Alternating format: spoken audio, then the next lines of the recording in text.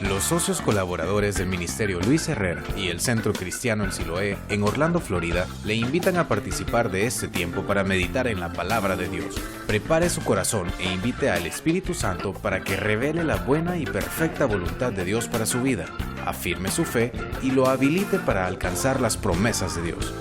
Y ahora con ustedes, el mensaje de hoy.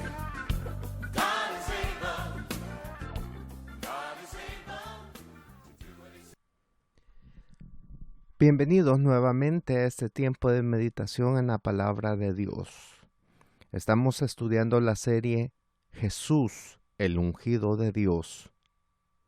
Esto lo hemos basado en la lectura de Isaías capítulo 61, versículo 1, que dice: El Espíritu de Jehová el Señor está sobre mí, porque me ungió Jehová, me ha enviado a predicar buenas nuevas a los abatidos. El tema de esta oportunidad la hemos titulado Buenas nuevas a los abatidos. Buenas nuevas a los abatidos. Recordemos que estas palabras Jesús las pronunció en una sinagoga. Lo hizo en un día de reposo, en tanto estaba leyendo o se encontraba leyendo Isaías frente a judíos comunes y líderes religiosos. En el primer tema de esta serie estudiamos el significado de la palabra enviado, donde aprendimos la trascendencia de obedecer la voluntad de Dios para nuestra vida. En el segundo tema aprendimos la connotación de la palabra ungido. En este último vimos cómo la unción se vuelve trascendental tanto para la tarea de redención que realizó Jesús como para la tarea de evangelización realizada por la iglesia desde el principio. También sabemos, a raíz de esto, lo trascendental que es para nosotros hoy en día para poder lidiar con nuestras circunstancias cotidianas. La unción constituye la acreditación y poder, la habilitación y autoridad que necesitamos como iglesia para poder coronar nuestra vida cristiana, lograrlo con éxito y poder realizar la tarea de evangelización en esta tierra. En este tema compartí algunas experiencias de cuando yo tuve un encuentro con esa unción e instamos a que tú también tuvieras tu propio encuentro, tu propia experiencia con Dios y que buscaras encontrarte con esa unción. Muy bien, entramos al tema de ahora. Lo primero que debemos decir es que la palabra griega que se usa acá para referirse a abatido es la palabra tochos, que es la misma palabra que se utiliza en Lucas capítulo 16, versículo 20, cuando dice: Había también un mendigo llamado Lázaro, que estaba echado a la puerta de aquel, refiriéndose al rico, y lleno de llagas. Es decir, se puede traducir como mendigo esta palabra, tochos. Lo que predican un evangelio social seguramente están pensando en pobres en tanto a lo material o perseguido político. De hecho, la palabra también puede traducirse como mendigo, pobre o marginado. No obstante, hay que decir también que su significado es mucho más amplio. Lo dice en términos de un estado de abandono interno en el corazón de la persona, o en otras palabras, un estado de muy baja autoestima. Esto es fruto de la adversidad y las circunstancias negativas que este mundo o la enfermedad nos plantea, y no necesariamente a raíz de la escasez del dinero. Hay personas que tienen una vida acomodada, pero su alma es pobre, puesto que no tienen razón de ser. Ahora, ante esta condición, se repite la bifurcación en el camino, puesto que por un lado se puede inducir esta pobreza hacia la verdadera fuente de vida que es Jesús para adquirir la vida, pero por otro lado, inducirlo a paliativos superficiales que solamente llevan a la muerte. Es por ello que muchos artistas famosos que tienen mucho dinero, tienen mucha fama, pero que por dentro ellos saben que son unos miserables. Por eso buscan atenuantes en las drogas, el alcohol, y que incluso teniendo un futuro de éxito en sus carreras, lo que han encontrado más bien es la muerte por sobredosis de drogas o medicinas antidepresivas. En nuestra historia reciente hemos visto cómo personas muy famosas como Robin Williams, Michael Jackson, Whitney Houston murieron por sobredosis y no necesariamente de droga, sino pastillas antidepresivas o medicinas que tomaban porque tenían una necesidad interna y que sentían que ese tipo de antidepresivo o pastillas ansiolíticas lidiaban un poco con la condición interna que ellos tenían. Ellos, pienso, nunca se plantearon morir. Ellos lo que querían era encontrar en las drogas o pastillas ansiolíticas un atenuante a su condición de pobreza. Pero eso no les ayudó, en realidad arruinó sus vidas. Porque el hombre, cuando se encuentra en pobreza de espíritu por consecuencia de su condición de pecado, lo cual es común a todos los hombres, en su condición de ausencia de Dios, la salida no debe buscarse en atenuantes, sino en buscar erradicar la raíz del problema. Por ello es que no encontraron una solución en su dinero, en su poder o en su fama, porque eso es justo lo que el diablo pretende que tú creas. Él te presenta la oferta de esta manera, que a través de esos medios puedes alcanzar lo que lo que a ti te va a llenar, lo que a ti te va a satisfacer. Pero cuando eso se logra, tú te darás cuenta que todo eso es una farsa, porque el diablo es un mentiroso. Su estrategia es utilizada de esa manera para arruinar la vida de sus víctimas. Primero lo plantea muy bonito, pero luego debes pagar una factura muy elevada y esta te arruina por completo la vida. Por ello es que Jesús se presenta como la solución correcta para este problema. El que es pobre en espíritu lo que necesita es el Evangelio, las buenas nuevas de salvación. Fíjese que no dice acá que son buenas nuevas de éxito o de prosperidad, sino de salvación. Simplemente quiero enfatizar este aspecto. Concluya usted en lo que quise decir con dicho énfasis. A mí me parece bastante obvio. Creo que uno de los errores de la iglesia actual es que pretenden cambiar la condición actual del hombre en su baja autoestima, en su pobreza espiritual, vendiéndole la misma oferta que Satanás vende, pero obviando la raíz del problema, que es el pecado del hombre. Yo no te puedo ofrecer a ti que vas a ser prosperado, que vas a ser exitoso y que vas a tener una relación con Dios sin antes no decirte que necesitas arrepentirte de tus pecados. Me gustaría hablar un poco del contexto de este pasaje. Recordemos que en el público de la sinagoga habían judíos comunes, pero también habían líderes religiosos. Según se nos relata en Lucas 4:16, Jesús regresó de Galilea a Nazaret,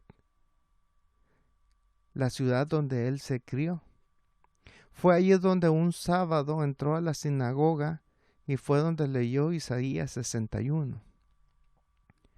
Nazaret fue un poblado pequeño y alejado. La mayoría de las personas eran agricultores o ganaderos. Toda la nación de Israel estaba sometida al imperio romano. Estos sometían a las personas mediante los soldados romanos destacados en puntos específicos de la nación. Pero no eran los únicos. También tenían a los líderes religiosos, quienes convenientemente soportaban el asedio romano, puesto que salían beneficiados de esa situación tanto económica como en cuanto al poder que adquirían, por lo que mutuamente se hacían favores entre ellos, entre romanos y estos líderes religiosos judíos.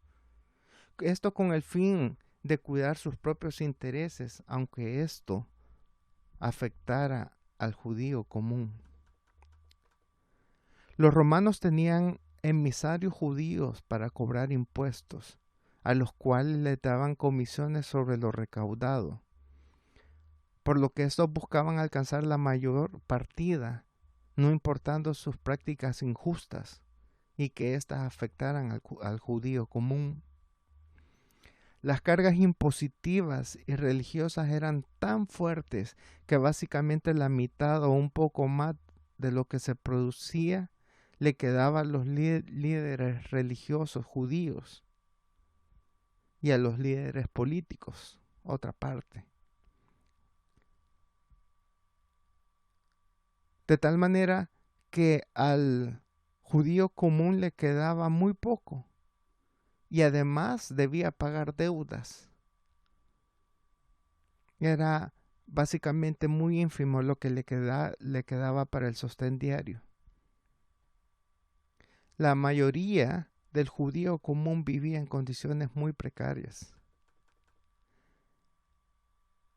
De esta manera, muchos propietarios de terrenos o de ganado no podían con tanta carga impositiva y al final lo terminaban perdiendo todo y la única opción que les quedaba era la de ser asalariados.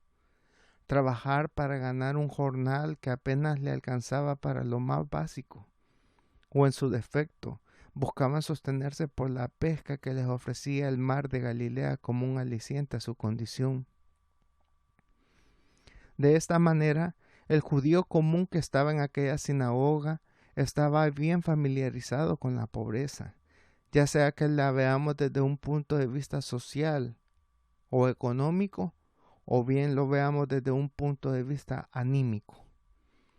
Era una condición de abandono.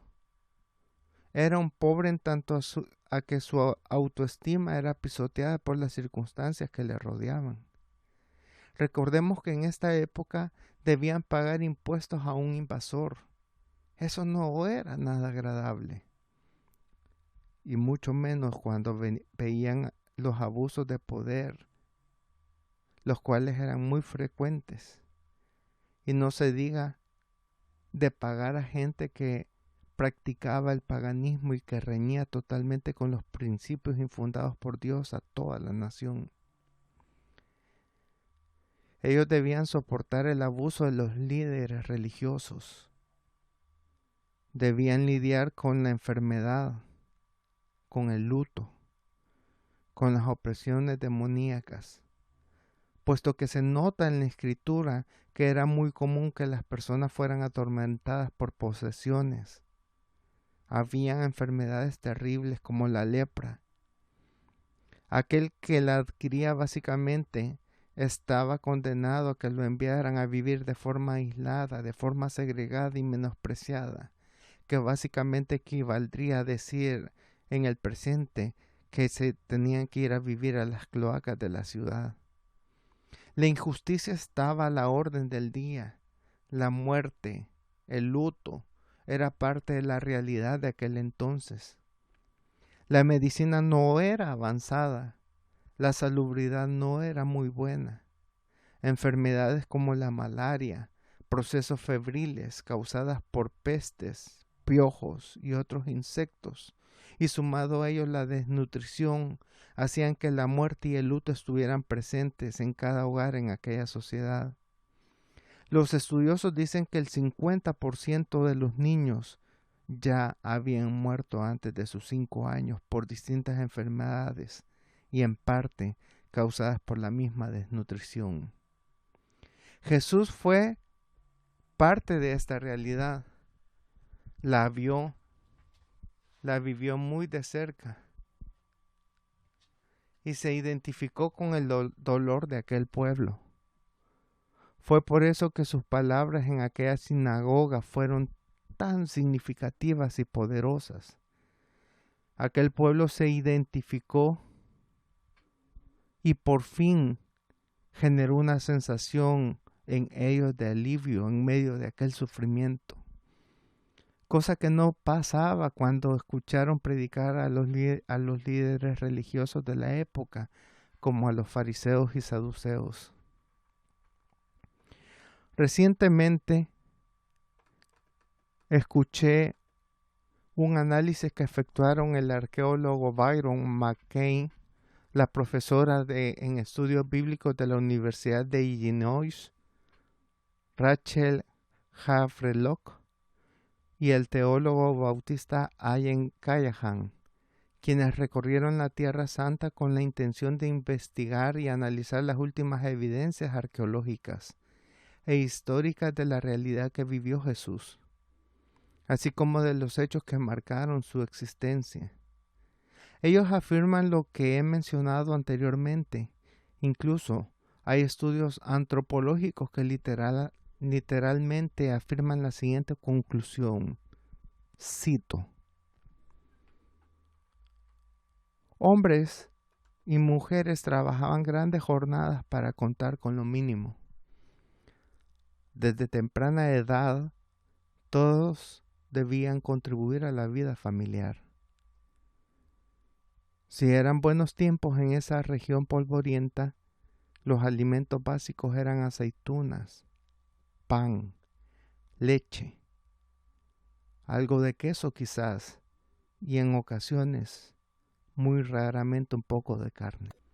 Pero lo cierto es que una comida completa no era la norma para una familia en esa época. Esto lo evidencia el examen de huesos de personas que vivieron en esa región y en la misma época. El estudio fue realizado por el antropólogo físico Usual Brenkovich. Y la conclusión, en resumidas palabras, lo que indica es que fue una generación golpeada duramente por la desnutrición y la enfermedad. Cierro cita. No es necesario ir muy lejos para comprender lo que vivió la gente que escuchó hablar a Jesús. América Latina ha vivido y aún vive en la actualidad una realidad muy similar. El narcotráfico, las bandas organizadas y la corrupción de los gobiernos. La impotencia de la población ante la violencia, la falta de oportunidades de empleo, la escasez, la enfermedad, conlleva que la gente no solamente sea pobre en tanto a los recursos económicos, sino que en su mente adopta una mentalidad de abandono. Ya la vida no vale. Un joven sabe que tarde o temprano podrá perder su corta vida debido a los peligros a los cuales está expuesto. De esta manera, Todo sueño o aspiración de un joven queda truncado al verse sometido a tanta violencia, pobreza y marginación. Quiero dejar bien claro que aunque los sistemas políticos tienen mucho que ver, el capitalismo es implacable con las personas, pero igual son los otros modelos políticos, porque todos pertenecen a un gran engranaje llamado mundo. La Biblia nos enseña que el príncipe de este sistema, es decir, el mundo, se llama Satanás. El diablo vino a matar, hurtar y destruir, dice la palabra de Dios. Pero Jesús vino a deshacer las obras del diablo. El único sistema que realmente es justo es el del reino de Dios. Por eso es que vale la pena entrar en este nuevo reino, trabajar por él, y esforzarse por hacerlo avanzar.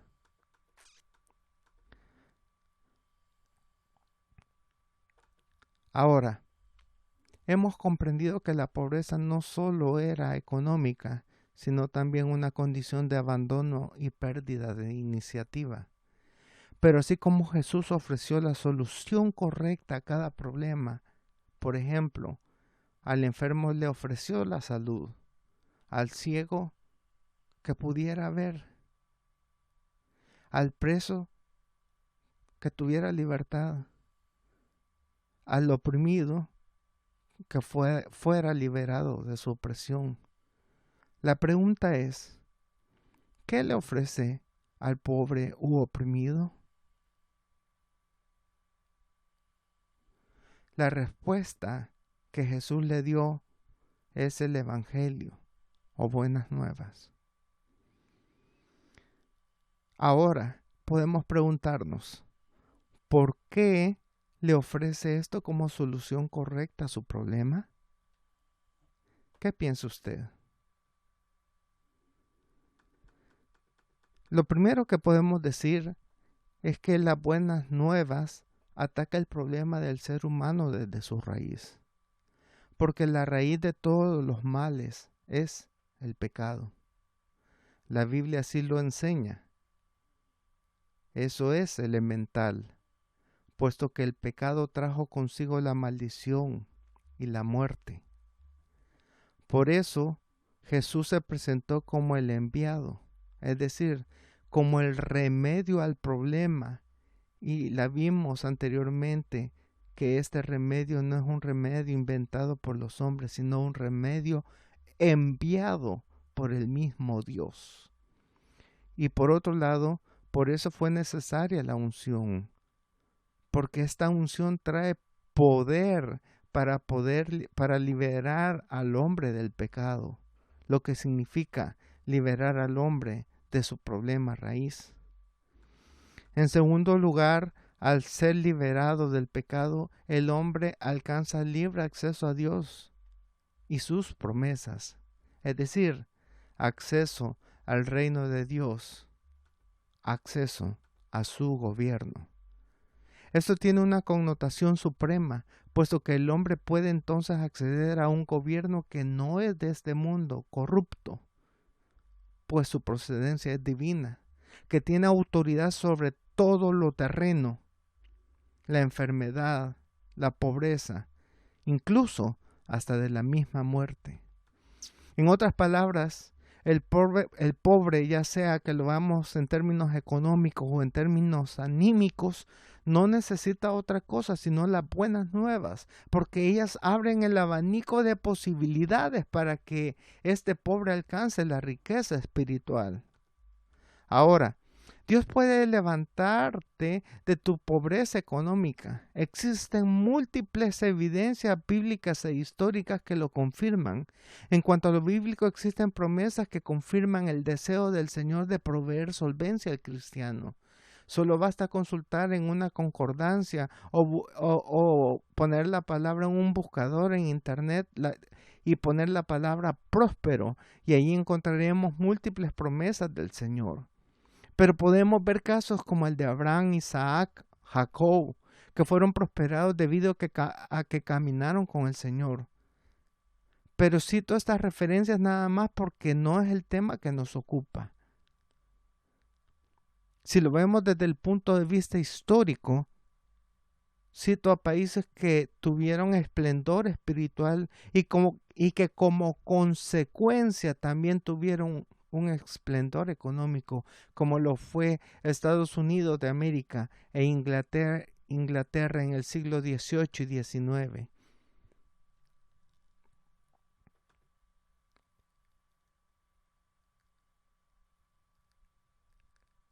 Con esto, nosotros debemos de entender que Jesús lo es todo para nosotros. Debemos de entender que antes de cambiar las circunstancias, lo que Dios quiere es cambiar tu condición de pecado. Dios te puede liberar de tus circunstancias, pero debes entender que para ello primero debes cambiar la condición de tu corazón. Pero por eso Dios está interesado en ayudarte a salir de tu estado de abandono. Satanás quiere verte destruido. Por eso no quiere que entres al gobierno de Dios, porque sabe que eso traerá poder a tu vida. Solo imagina el engaño que utilizó con Eva al decirle que comiera del fruto prohibido para que fuera como Dios. Cuando la Biblia afirma que justamente ellos ya poseían la imagen y semejanza de Dios. Es decir, que ellos ya la poseían, pero Satanás engañó al ser humano, planteándole las cosas de tal manera que ellos se sintieran minimizados, que fueran desvalorados, que se sintieran con baja autoestima para que de esta manera se volviera atractiva la oferta del diablo, al pretender darles lo que realmente ya poseían, la imagen y semejanza de Dios. Si tu vida ha sido arruinada por el diablo, ya sea porque entró la infidelidad a tu matrimonio, ya sea porque perdiste a un hijo que anda en malos pasos, ya sea porque te invadió la enfermedad, ya sea porque tuviste una gran pérdida económica y sientes que todo tu mundo se ha destruido, tengo una buena nueva para ti. Como Jesús lo dijo en el Sermón del Monte, bienaventurados son los pobres en espíritu, porque de ellos es el reino de los cielos. Bienaventurados son los pobres en espíritu, porque de ellos es el reino de los cielos. Si tú estás en esta condición, eres un bienaventurado, porque estás en la condición perfecta para recibir el plan que en esta oportunidad te presenta el Señor. Una persona que está en la cima del éxito y que todo le sale bien, no le importa escuchar una oferta como esta, pero tú, que probablemente estás pasando una situación terrible en tu vida, hay una buena nueva para ti. Jesús ha venido para deshacer las obras del diablo. Él ha venido para darte vida. Él ha venido para dártela en abundancia. Probablemente tu mundo se vino abajo. Probablemente tu profesión se arruinó por una mala fama que te hicieron. Probablemente te han difamado y arruinaron tu dignidad, pisotearon tu nombre o tu apellido. Quizás lloras porque acabas de darte cuenta que la intimidad de tu matrimonio ha sido mancillada por un extraño, por una extraña, y la infidelidad de tu pareja ha desbordado todo tu mundo. Quizás estás amenazado y te han obligado a hacer cosas que no quieres porque sabes que es malo. Ten fe. Ten confianza, el Señor ha traído buenas nuevas, por eso dice que es bienaventurado el pobre en espíritu, porque está en la condición perfecta para recibir el reino de Dios, es decir, para recibir su gobierno. Este nuevo gobierno en tu vida, debes saber, restaurará todas las cosas, tiene poder para sanar, tiene poder para cambiar circunstancias, tiene poder para sanar heridas, tiene poder para liberarte del pecado y de toda cautividad que afecte tu vida. Puede sacarte de la droga, de los vicios, puede sacarte de los malos caminos, puede sanarte. Oh sí, gloria a Dios.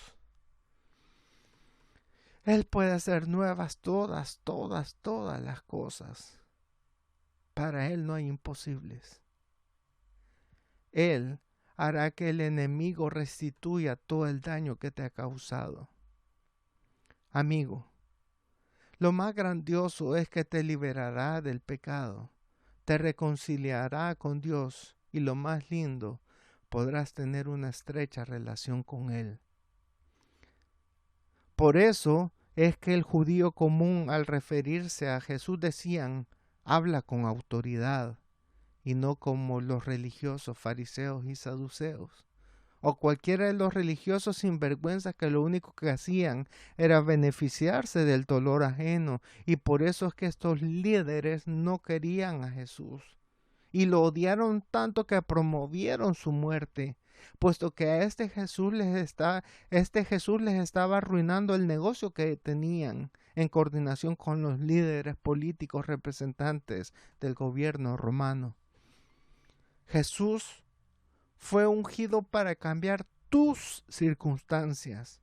Él te ama. Él quiere liberarte de la carga del pecado. Él no te ofrece liberarte con la espada, ni con ejércitos, ni con políticas, como lo esperaban los judíos que malinterpretaron el mensaje de Jesús al entender que ellos habrían de ser liberados de los romanos, sino que Él se iba a la raíz de todos los males. Por eso es que cuando un enfermo se presenta ante Él, o se presentó ante Él, Él no decía en primera instancia, sé sano, sino que lo primero que decía era, tus pecados te son perdonados. Y hasta después es que lo sanaba. Jesús daba la solución correcta al problema del hombre, liberarlo del pecado, porque eso abría las puertas para que todos accesaran al gobierno de Dios, el cual tiene control sobre toda circunstancia, enfermedad e incluso la misma muerte. Por eso es que Jesús no se fue a meter a las élites de influencia política y religiosa del pueblo de Israel, porque todo ese mundo estaba contaminado. Allí no había pobreza de espíritu, al contrario, ellos se creían los favoritos de Dios, ellos se creían, en el caso de los religiosos, los bendecidos. Él más bien se fue a los barrios más pobres, porque ahí es donde estaba el verdadero necesitado, el pobre, el menesteroso, el abatido, el segregado. Ahora juzgue usted. Preguntémonos, ¿la iglesia actual posee esta unción? ¿La iglesia de hoy predica este mensaje de arrepentimiento y perdón de pecados? ¿La iglesia de hoy tiene como prioridad al pobre o abatido? Para ser muy honesto, a mí me parece que la respuesta a las preguntas planteadas no son nada alentadoras. Hoy la iglesia no predica una unción bíblica, sino una unción emotiva. Hoy la iglesia ya no predica un mensaje de arrepentimiento, hoy solo predica maneras de lograr éxito y prosperidad, y pone al hombre al centro de todo y no a Dios como el centro de todo. Básicamente ponen al Espíritu y a Dios como un sirviente que debe cumplir los caprichos de los hombres disque ungidos, y no al hombre como un servidor que se alinea de forma sumisa a la voluntad de Dios y de obedecer al Espíritu Santo en su dirección y guianza. Hoy todo se hace al revés. Ahora la estrategia es instalar iglesias en las zonas más opulentas de la ciudad. Predicar es lo que la gente quiere oír. vivir una vida de opulencia, dizque porque somos hijos de Dios y eso lo tenemos por derecho. Y al igual que los fariseos y saduceos, no importa un bledo las grandes mayorías desposeídas, marginadas, tanto por la sociedad y por la misma iglesia. No importa que ellos se maten entre ellos, en tanto mi familia, mis bienes y yo estemos disfrutando la abundancia del Evangelio, porque somos unos benditos. Y decimos que ellos están así porque no conocen las astralidades revelacionales de Dios que me ha dado a mí, porque yo soy un favorito de Dios. Oh, pobres címbalos que retiñen sin sentido. Que el Señor los reprenda en su forma de pensar. Porque cuando el Señor venga te dirá, no te conozco, porque cuando tuve hambre no me diste de comer, porque cuando tuve sed y no me diste de beber, tuve frío y no me diste abrigo.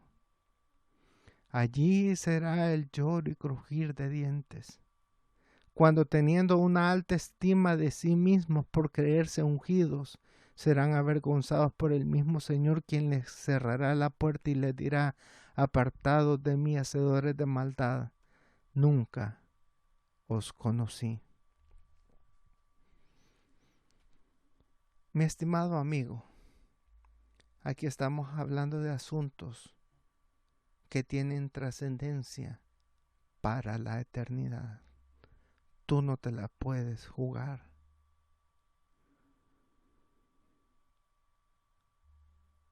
Jesús una vez más se presenta delante de ti y te dice, he sido enviado, he sido ungido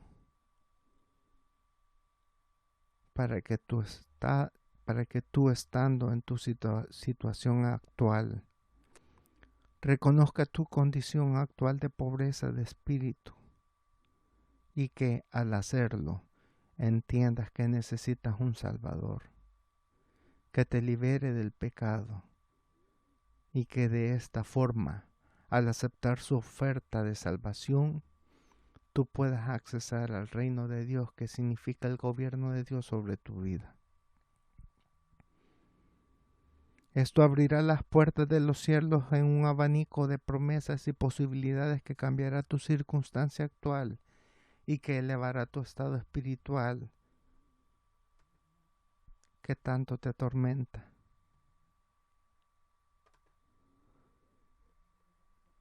Lejos de querer quitarte la vida debido a la presión de las circunstancias que vives, podrás ver cómo Dios va cambiando cada una de tus circunstancias y verás cómo cambiará la condición del alma a tal grado que querrás vivir para conocer más a tu Salvador. Habrá una nueva motivación en tu vida y querrás vivir mucho para experimentar el amor de Dios y la vida que Él te ofrece, el cual no incluye la excepción de problemas o enfermedades, pero sí incluye sobreponerte sobre ellas y alcanzar la victoria sobre todas tus circunstancias. Tu vida cobrará un nuevo sentido y la querrás vivir. Por tanto, no endurezcas hoy tu corazón, acéptalo a Él como tu Salvador. Si te has apartado, reconcíliate hoy mismo y cree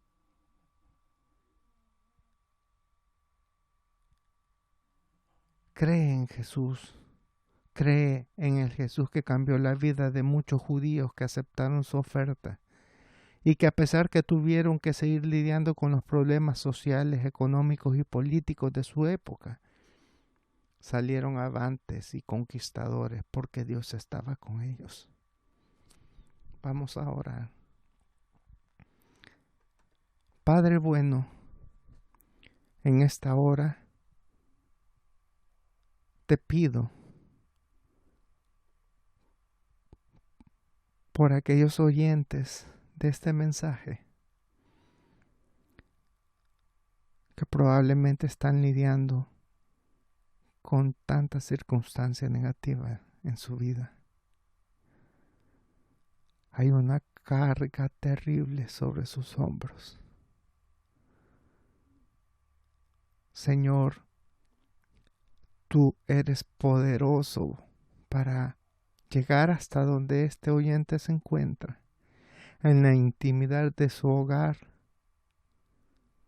en ese momento de quietud, donde se apartó para escuchar este mensaje. El Espíritu Santo llega hasta ahí, toca el corazón, llega con tu bienaventuranza, con tu buena nueva de salvación a su vida. Consuela, Señor. Provoca en ese corazón un arrepentimiento genuino de pecado para que esa persona pueda alcanzar tu presencia, el favor de Dios para su vida. Estoy seguro por lo que he aprendido en tu palabra que tú tomarás control sobre sus circunstancias. Y mi oración, mi petición en este momento es que tú intervengas en la vida de los oyentes de este mensaje. Precioso Espíritu Santo, llega a lo más profundo del corazón. Consuela. Sé que hay personas que están llorando. Ya no soportan, están cansados, están cargados. A ti, querido oyente, te digo, ahora mismo el Señor está contigo para consolarte, para amarte y darte una nueva perspectiva bajo el mundo espiritual, donde la promesa de Dios dice que Él hace nuevas todas las cosas, y todas las cosas lo incluyen todo. No importando tu circunstancia, Jesús, el ungido de Dios, está allí para cambiarlas. Amén. Para nosotros será un gusto ponernos en contacto con usted. Si usted ha sido bendecido con este mensaje, favor háganoslo saber a través de nuestro correo electrónico ministerio.luisherrera@gmail.com o visite nuestra página en Facebook. Será un privilegio corresponderle.